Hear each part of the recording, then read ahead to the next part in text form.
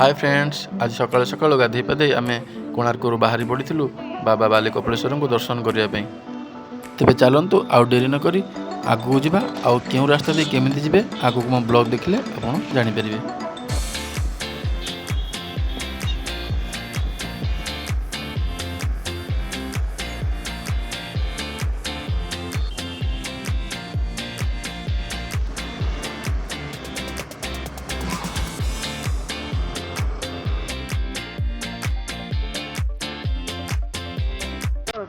कोणार्करू भुवनेश्वर कोणार्क मुख्य रास्ता दे प्रायतः 3 किलोमीटर आसला परे यही छकटी पड़ो जार ना जुणे छक। यहीठार एक रास्ता जहाँकि सीधा कपिलेश्वर निकट को जाइए।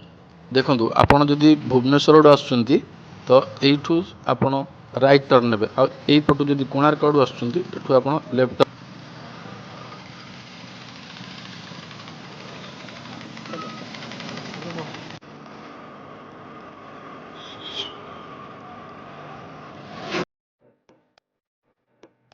मौसा बाली कपिलेश्वर को रास्ता को पटे ये हौ हौ।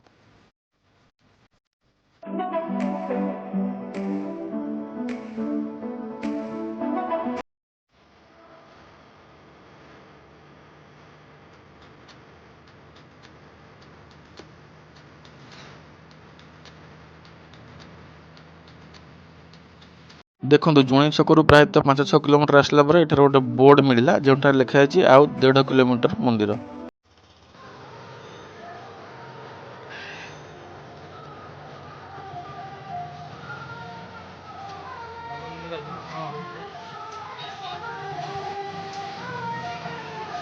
फाइनाली फ्रेंड्स आम मैंने बर्तमान मंदिर निकट में पहुँची जाइए। एबे देखु एठार एक क्षीरी सागर मेला ठाकुर चलती जो मंदिर सामने अष्टप्रहरी नाम यज्ञ होची। आउ डेरी नक चलते एवं जा भितर को।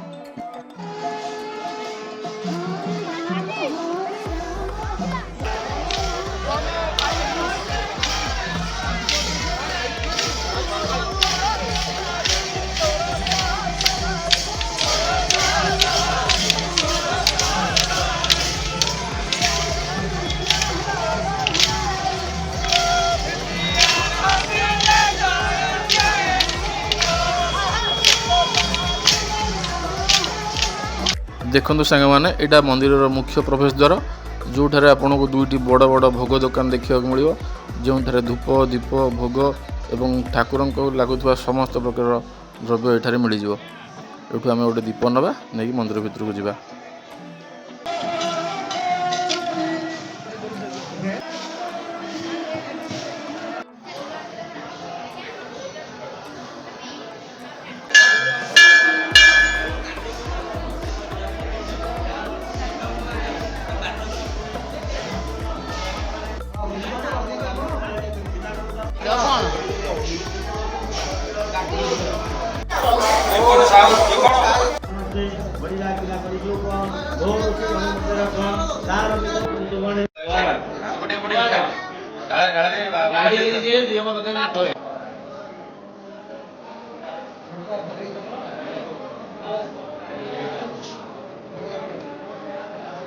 ठाकुर दर्शन सारी बाहर को बाहरला बेले मोर नजर पड़ा बेढ़ा पर थुआई किसी पितल नागमूर्ति आउ कि नड़िया उपर पूजा करुवा भाईना को पचार से कहले भक्त निजर मानसिक पूर्ण निमंते एगुड़ा सब दान करि।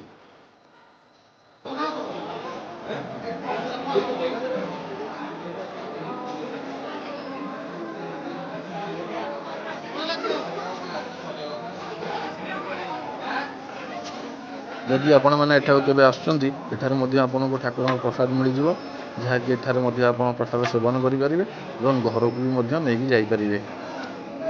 तेज सांग मैंने आपन को ये मंदिर केमी लगे कमेंट बॉक्स में निश्चय जनइबे और चैनल को लाइक सब्सक्राइब करेंगे।